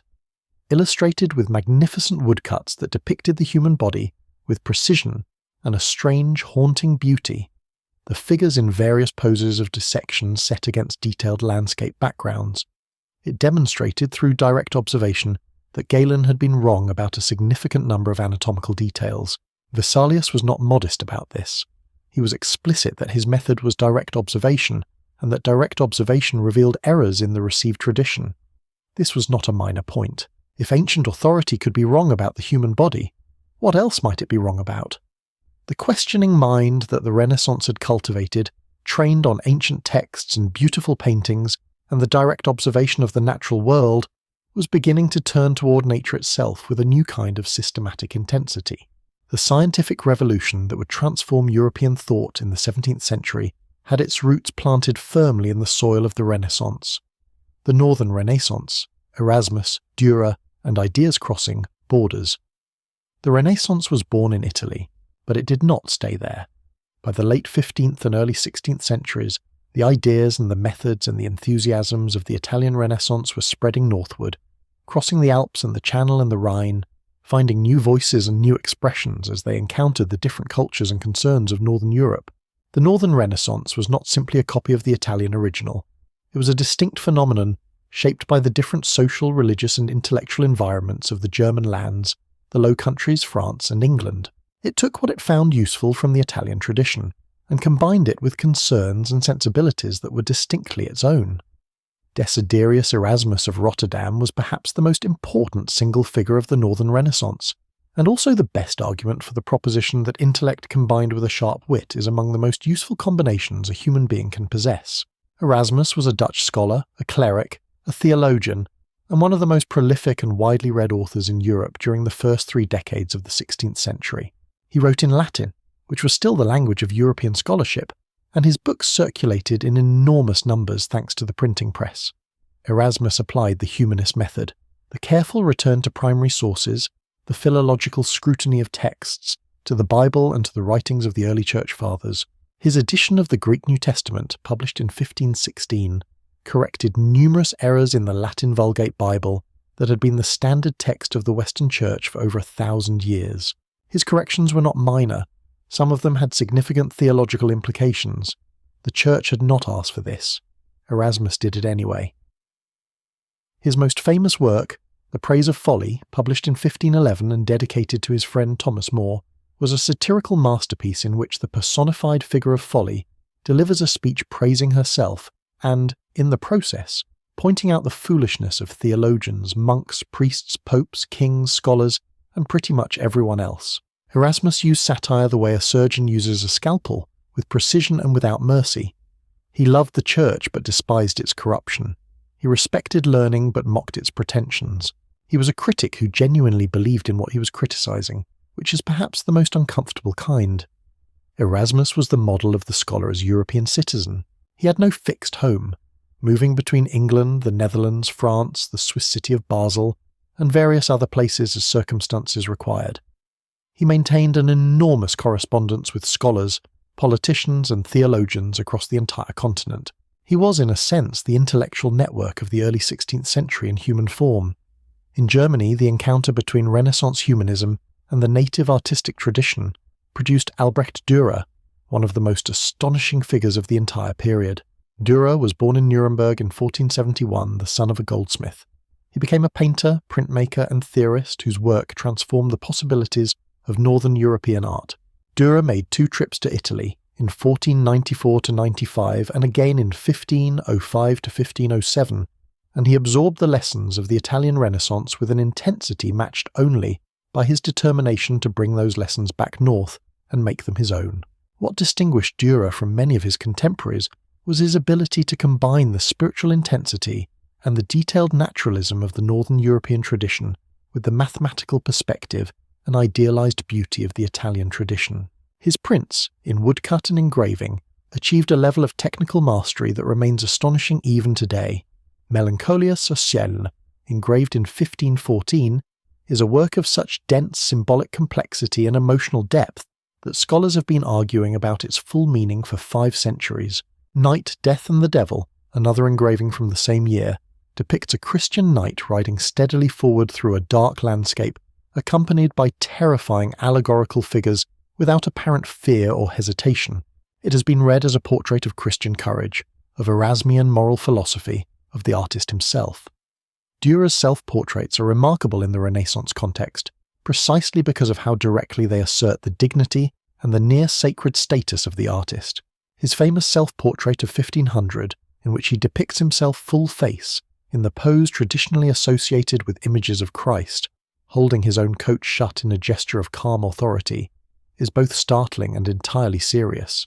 This was an artist who understood exactly what he was doing and was making a claim about the spiritual significance of artistic creation that was new and bold. In England, the Renaissance found expression partly through the humanist circle around Thomas More, a brilliant lawyer, scholar and statesman who corresponded with Erasmus and wrote the Utopia, a work of political philosophy that depicted an ideal commonwealth on a fictional island. More's fate, beheaded in 1535 by Henry VIII for refusing to acknowledge the king's supremacy over the church, is a reminder that the Renaissance ideal of the wise and principled scholar was always operating within political realities that could be brutal. Hans Holbein the Younger, the German painter who came to England and served as court painter to Henry VIII, left behind portraits of the Tudor court that are among the most psychologically penetrating images of the entire Renaissance period. His portrait of Henry VIII, the massive figure planted wide-legged and staring directly at the viewer with an expression that combines authority and challenge, has shaped how every subsequent generation has imagined that particular king. The Northern Renaissance was also shaped by a religious urgency that the Italian tradition had, broadly speaking, managed to hold somewhat at bay. The criticisms of church corruption and scholarly precedent that Erasmus and others raised with their humanist methods would eventually find a more radical outlet in the Protestant Reformation. But that is the subject of a later moment in our story. The Renaissance and power, Machiavelli and the new politics, art and philosophy were not the only domains transformed by the Renaissance mind. The Renaissance also produced a new way of thinking about politics, one that was so honest about how power actually operates that it has been making people uncomfortable ever since. Niccolo Machiavelli was born in Florence in 1469 and died in 1527. He served the Florentine Republic as a diplomat and administrator for 14 years, during which time he met Cesare Borgia, the ruthless and brilliant son of Pope Alexander VI, who was using military force, political cunning, and what we might politely call flexible ethics to carve out a central Italian state. He observed Cesare at close range, with the attention of a man who was both fascinated and horrified, and what he saw shaped the most famous book about politics written in the Western tradition. The Prince, written in 1513 but not published until 1532, 5 years after Machiavelli's death, is a short treatise on how a prince, meaning any ruler, can acquire and maintain power. Its reputation for immorality and cynicism is partly deserved and partly a misreading. Machiavelli was not advocating for evil. He was doing something that the humanist tradition had trained him to do with textual sources, which was to look at the actual evidence of what had worked in history and reason from that evidence, rather than from idealized theory. What the evidence showed, Machiavelli argued, was that rulers who governed purely according to Christian moral ideals, who were always merciful, always honest, always kept their promises, tended not to stay rulers for very long. The world of politics was not the world of the sermon. It was the world of actual human beings pursuing actual interests, and a ruler who did not understand this was a ruler who was not equipped for the reality they were operating in. Hence the most famous lines in the book: "It is better to be feared than loved, if you cannot be both.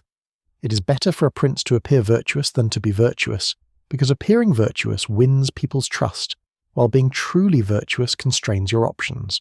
A prince must be both a lion and a fox, because the lion cannot protect itself from traps, and the fox cannot protect itself from wolves."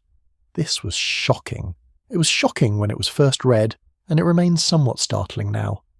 But Machiavelli was also, embedded within the realism, genuinely concerned with something that was essentially humanist: the question of how a society could be governed well enough to allow human flourishing. He was not simply celebrating power. He was trying to understand what effective governance required in a world that was not ideal. Machiavelli also wrote the Discourses on Livy, a much longer and in some ways more representative work, in which he analysed the history of the Roman Republic and argued that republican government, with its separation of powers and its engagement of citizens in collective life, was superior to princely government. He was not simply a spokesman for tyranny. He was a man trying to think clearly about politics in a world where clarity about politics was genuinely difficult and dangerous. The Discourses also gave him the opportunity to exercise another very Renaissance quality, which was his extraordinary sense of historical consciousness. Machiavelli read Livy the way Petrarch read Cicero, with the sense that the Romans were real people, whose experiences could be studied and whose lessons could be applied. History was not just a record of divine providence unfolding. It was a laboratory of human behaviour, and a thoughtful reader could learn from it how to navigate the present.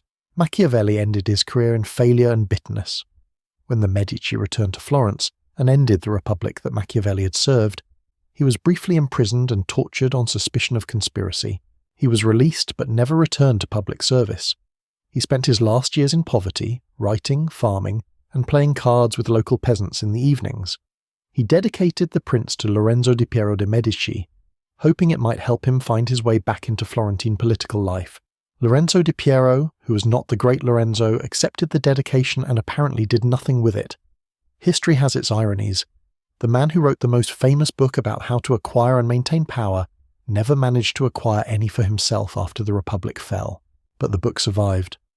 And 5 centuries later, people are still arguing about it, which is perhaps the closest thing to political immortality that exists. The Church, the Renaissance, and the coming storm. The relationship between the Renaissance and the Catholic Church was one of the great complicated romances of Western history. The Church was simultaneously one of the greatest patrons of Renaissance art, commissioning the Sistine Chapel ceiling and Raphael's Vatican frescoes and the rebuilding of St. Peter's Basilica, and one of the institutions whose authority the intellectual methods of the Renaissance were quietly but persistently undermining. This tension was not lost on the participants. Many humanist scholars felt it acutely. How do you simultaneously revere the Church as the custodian of divine truth and apply to its documents the same philological skepticism you apply to any ancient text? How do you celebrate the dignity and capacity of the individual human being while maintaining the hierarchical structures of a church that claimed exclusive authority over the means of salvation? For most of the 15th century, these tensions remained manageable. The popes of the Renaissance period were, many of them, enthusiastic supporters of humanist culture.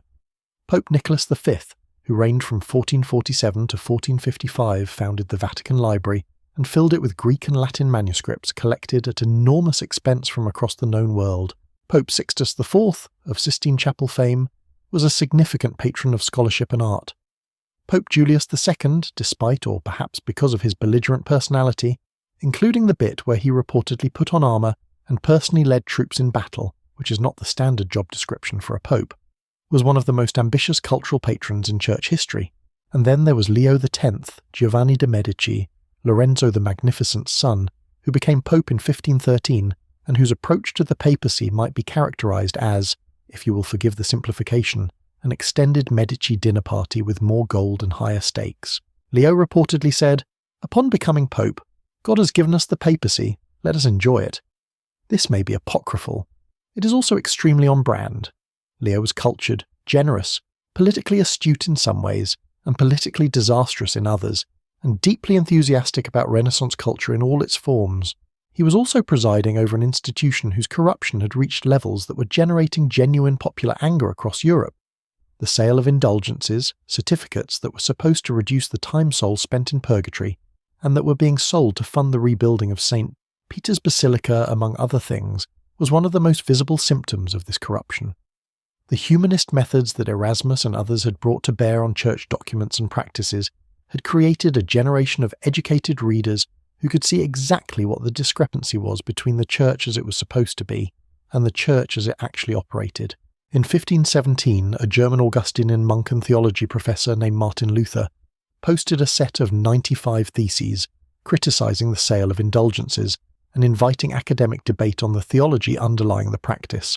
Within weeks, thanks to the printing press, those theses had spread across the German lands and beyond. Within years, Luther's critique had expanded into a fundamental challenge to the authority of the papacy and the theological framework of medieval Catholicism. The Reformation that followed was not simply a consequence of the Renaissance. It had its own distinct theological logic and its own social and political dimensions. But the humanist methods of the Renaissance, the insistence on going back to original texts, the willingness to question received authority, the new possibilities created by print culture, all created the environment in which Luther's challenge could spread and could not be simply suppressed.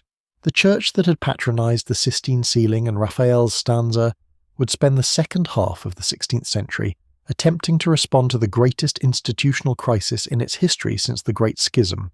The Counter-Reformation, the Catholic Church's comprehensive response to the Protestant challenge, would itself reshape Renaissance culture, channeling its energies in new directions, insisting on clarity of religious imagery over humanist complexity, promoting a new emotional intensity in religious art that would eventually become what we know as the Baroque.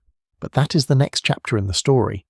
For now, we note simply that the church that had been the Renaissance's greatest patron was also, in ways neither party had fully anticipated, its most significant institutional casualty. The Renaissance beyond Italy, France, England, and Spain, as the Italian Renaissance matured and began to encounter its own internal tensions and external pressures, its influence continued to radiate outward across Europe. Each nation encountered it differently, absorbed it selectively, and produced its own variation on the themes that Florence and Rome and Venice had introduced. France's encounter with the Renaissance was dramatically accelerated by a specific historical event.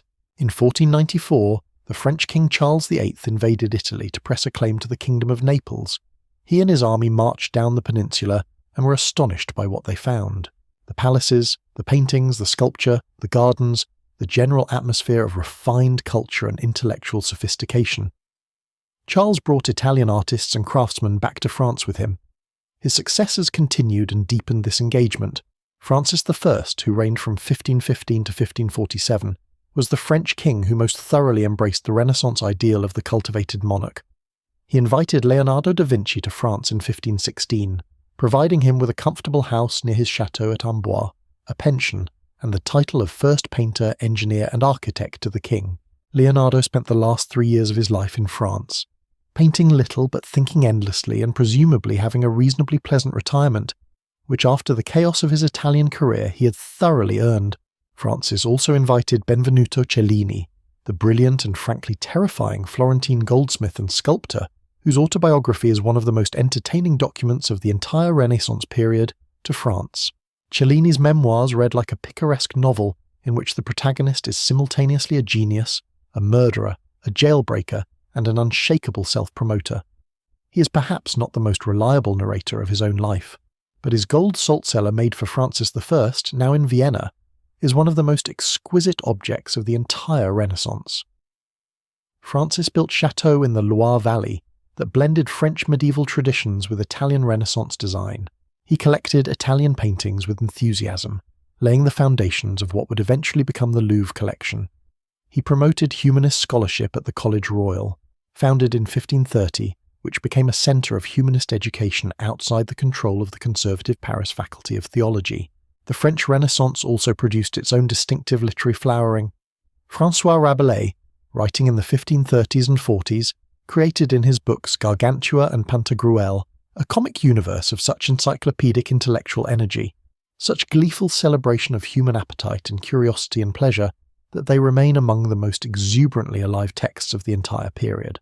Rabelais was a monk, a physician, a scholar of Greek and Latin, and a writer of comedy so boisterous and so rich that the church tried, with limited success, to suppress his books. The word Rabelaisian, meaning characterized by earthy, expansive, unrestrained humour, tells you something about how he was received. Michel de Montaigne, writing later in the century, in the 1570s and 80s, invented a new literary form, the essay, a relatively short piece of reflective prose in which the author thinks through some question, some experience, some aspect of human life, with candour and intellectual curiosity and a complete willingness to change his mind mid-paragraph. Montaigne's essays are among the most intimate and accessible texts of the Renaissance. His great question, written above his study door, was, "What do I know?" His great method was honest self-examination. His great subject was himself, but in examining himself he managed to examine humanity more broadly. In England, the Renaissance arrived more slowly and encountered a different cultural climate. The Tudor monarchy, established in 1485 after the Wars of the Roses, was determined to project power and sophistication, and Henry VIII, who reigned from 1509, was genuinely humanist in his education, a correspondent of Erasmus, a man who had been trained to speak Latin, French and Italian, and who could play the lute and compose music. His break with Rome in the 1530s, driven primarily by his desire for a divorce and secondarily by politics, had consequences for the cultural climate that were not entirely positive. The dissolution of the monasteries destroyed some of the most significant collections of manuscripts in England. But the English Renaissance found its greatest expression in literature. Edmund Spenser's epic poem, The Faerie Queene, Christopher Marlowe's brilliant and violent plays, and above all the work of William Shakespeare represent the full flowering of what the humanist tradition could produce when filtered through the English language and the vibrant popular theatrical culture of Elizabethan London. Shakespeare's plays engage with virtually every theme of the Renaissance: the dignity and complexity of the individual self, the nature of political power, the tension between classical precedent and Christian morality, the fragility of human happiness. His vocabulary, his range of human sympathy, and his understanding of the possibilities of language remain standards against which all subsequent literature in English is measured. Spain's Renaissance was shaped above all by its imperial expansion. The encounter with the Americas, beginning with Columbus's voyages from 1492 onward, brought Spain into contact with civilizations, peoples, and resources that had no equivalent in the classical tradition that Renaissance culture venerated. The consequences of that encounter for the peoples of the Americas were catastrophic. For European thought, they were destabilizing in ways that are still being processed. What did it mean for the humanist picture of a unified humanity, with the ancient Mediterranean world at its center, that there were entire civilizations that no ancient author had known existed? Spanish Renaissance culture produced painters like El Greco, the Cretan-born artist who worked in Toledo, and whose elongated, spiritually intense figures seemed to inhabit a different visual universe from the harmonious idealism of the Italian High Renaissance. And writers like Cervantes, whose Don Quixote, published in 1605 and 1615, is sometimes called the first modern novel. In Don Quixote, the idealism of the Renaissance meets the disillusionment of its aftermath, and the result is both hilarious and heartbreaking. The decline of the Italian Renaissance and the sack of Rome. On the 6th of May, 1527, the armies of the Holy Roman Emperor Charles V, composed largely of Spanish troops and German Lutheran mercenaries who had not been paid in months, broke through the walls of Rome and began several days of violence and plunder that would leave the city devastated and the Italian Renaissance in a state of profound shock from which it would not entirely recover. The sack of Rome was not, strictly speaking, a deliberate attack on Renaissance culture. It was the consequence of a military and political situation that had been developing for several years as the Italian states manoeuvred against each other and against the great powers of France and the Habsburg Empire that had been fighting over the Italian peninsula since the end of the previous century. Pope Clement VII, yet another Medici, had managed the difficult political situation with a consistent talent for making exactly the wrong decision at every critical moment, which is impressive in its own way. But the consequences for Rome were catastrophic. The city that had been the centre of the Italian High Renaissance, where Raphael had died only 7 years earlier, where Michelangelo's Sistine ceiling had been unveiled to the world in 1512, was looted and burned and left to recover over years. Artists fled, scholars fled, craftsmen fled. The concentrated community of talent and energy that had made Rome the cultural capital of Europe was dispersed across the continent. The Italian states more broadly were in serious trouble by the 1520s and 30s. The Italian wars, which had been grinding on since 1494, had exhausted the resources and the political independence of the city-states that had been the cradle of the Renaissance. Florence lost its republican independence definitively in 1530, when the Medici returned backed by Habsburg power and established themselves as hereditary dukes. Venice, though still wealthy and still culturally vital, was operating in an international environment far more hostile than the one that had allowed it to flourish in the previous century. Milan was under Spanish control. The cultural consequences of this political shift were significant. The confident, expansive, exploratory culture of the early and high Renaissance gave way to a style that historians have called mannerism, characterized by deliberate complexity, elongated and contorted figures, spatial ambiguity, and a kind of sophisticated artificiality that seems to be commenting on the Renaissance ideals that preceded it, rather than simply embodying them. Mannerist artists like Pontormo and Rosso Fiorentino and Parmigianino painted extraordinary works, but they are extraordinary in a different way from Raphael and the young Michelangelo. There is anxiety in them. There is self-consciousness. The certainty is gone. This was not simply artistic fashion. It reflected a genuine crisis of confidence. The Renaissance had been built on a set of assumptions about human dignity and human potential, and the possibility of achieving classical perfection that were coming under pressure from multiple directions simultaneously. The Protestant Reformation challenged the theological framework within which humanist culture had operated. The military and political dominance of Spain and the Habsburg Empire challenged the independence that the Italian city-states had required for their cultural florescence. The intellectual consequences of Copernicus and the anatomists were beginning to suggest that the universe was more complicated and less human-centered than the classical tradition had implied. And yet the Italian Renaissance did not simply stop, it transformed. Venice continued as a major cultural centre well into the second half of the 16th century. Titian, the greatest Venetian painter of the century, continued working until his death in 1576, at what was probably nearly 100 years of age, which is either extraordinary longevity or very questionable record-keeping. Palladio, the architectural theorist and designer who worked primarily in the Veneto region in the middle decades of the century, produced a body of work and a treatise on architecture that would influence building design from England to Virginia for the next 3 centuries. Venetian music, under composers like Gabrieli and Monteverdi, developed the new forms of polyphony and early opera that would eventually flower into the Baroque. The Italian Renaissance did not end with a bang. It faded into something else, something that carried its achievements forward while transforming them in response to the changed conditions of the later 16th century. The legacy of the Renaissance. What it left behind. We're now in the 21st century. More than 500 years have passed since Michelangelo lay on his back on a scaffold and painted the ceiling of the Sistine Chapel.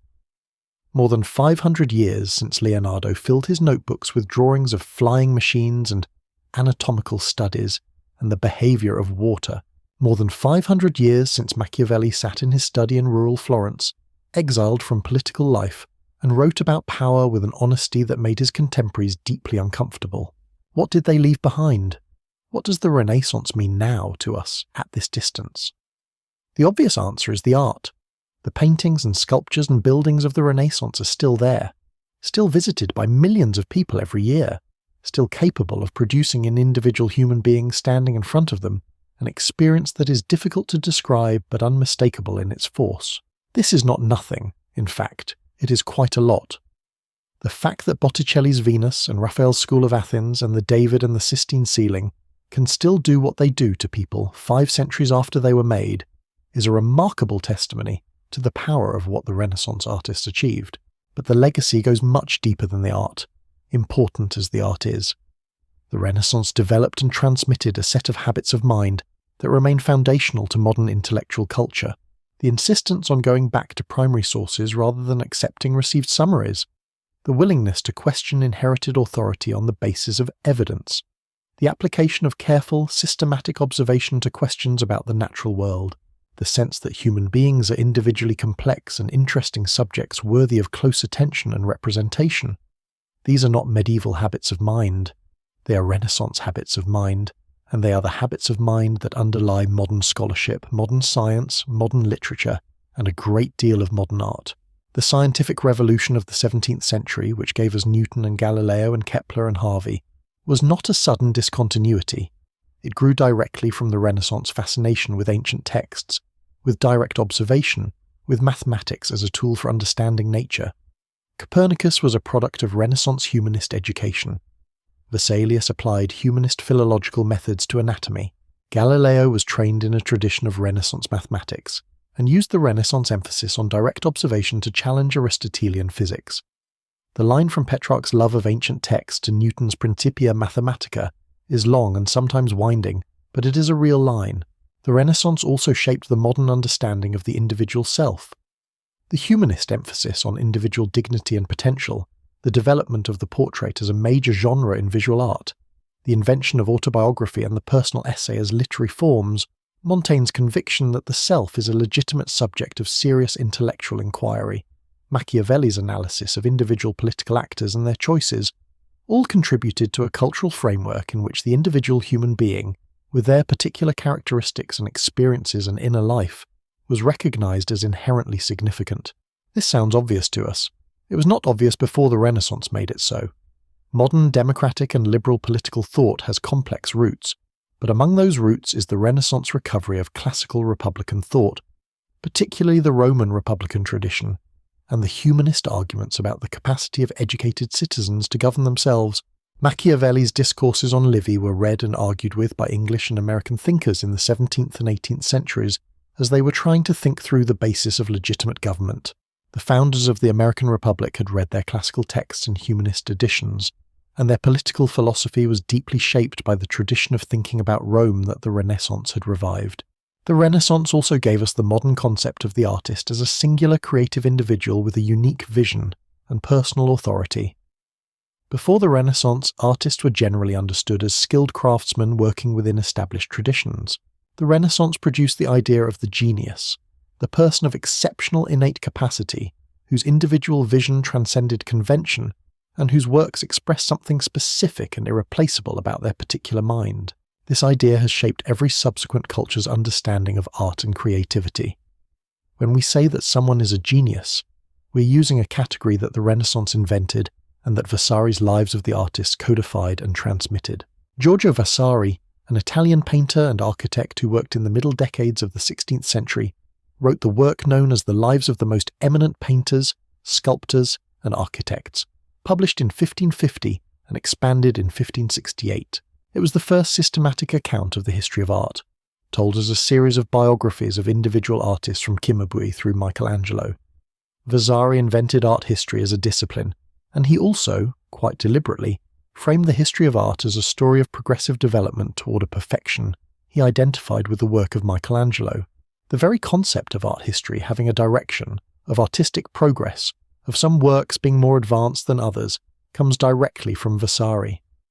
The Renaissance also had consequences for the relationship between European civilization and the rest of the world, and here the legacy is more complicated and more troubling. The intellectual and technological developments of the Renaissance period contributed to the European expansion that began with the Portuguese explorations of the African coast in the 15th century and culminated in the conquest and colonization of large parts of Africa, Asia, and the Americas. The improvements in navigation, cartography, shipbuilding, and military technology that were part of the broader Renaissance context of inquiry and innovation were turned to purposes that caused incalculable suffering to enormous numbers of people. This too is part of the legacy. The humanism that the Renaissance developed was, in principle, a philosophy of universal human dignity. In practice, its practitioners were often unable or unwilling to extend that recognition of dignity to people outside the European tradition. The contradiction between Renaissance humanist principles and the realities of European colonialism is one of the great moral paradoxes of the modern world, and it has not been resolved. It requires honest acknowledgement. The printing press, which the Renaissance both benefited from and helped to promote, transformed the conditions of human knowledge in ways that continue to unfold for centuries. The Reformation, the Scientific Revolution, the Enlightenment, the French Revolution, the rise of mass literacy and mass politics, all were made possible in their particular forms by the existence of print culture. We are still living with the consequences of Gutenberg's invention, in forms that Gutenberg himself could not have imagined, and in forms that even the Renaissance scholars who used his technology most enthusiastically could not have anticipated. The architecture of the Renaissance established a visual language that shaped building design across the Western world for 4 centuries, and that still shapes it in significant ways today.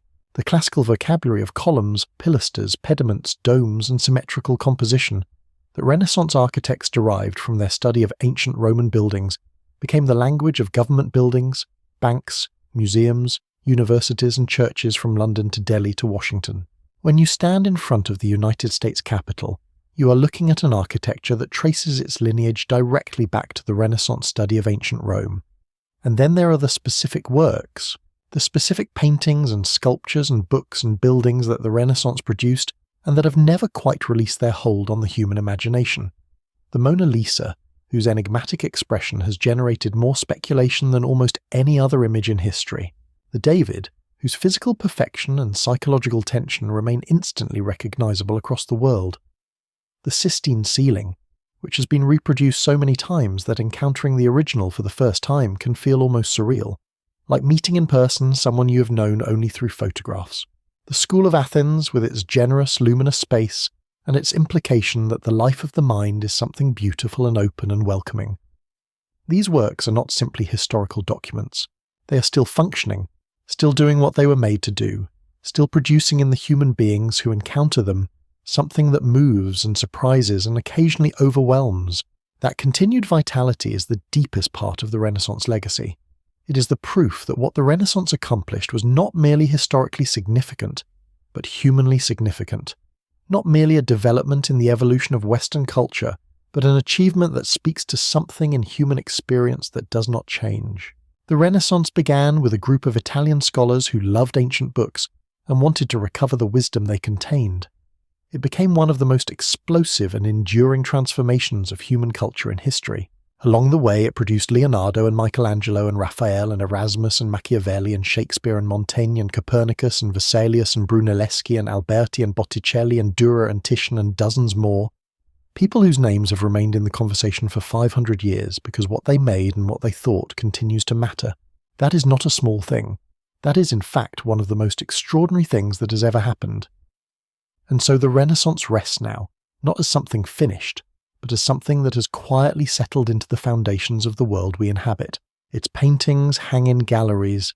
Its ideas move through scholarship and science. Its buildings frame the streets of cities on every continent. Its questions about what human beings are capable of, about the relationship between beauty and truth, about the tension between authority and inquiry remain our questions. Let those questions drift now, gently, like dust in a shaft of afternoon light in a painter's studio. You have travelled a long way tonight. Let the centuries fold softly around you.